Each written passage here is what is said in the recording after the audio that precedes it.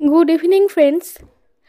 Aditya life story চ্যানেলে আবারও একটি ভিডিও নিয়ে চলে এলাম। আদিত্য সোনা একা একা আপন মনে কেমন করে খেলছে সেটাই আপনাদের দেখায়। সে এখন নিজের মতো করে খেলছে।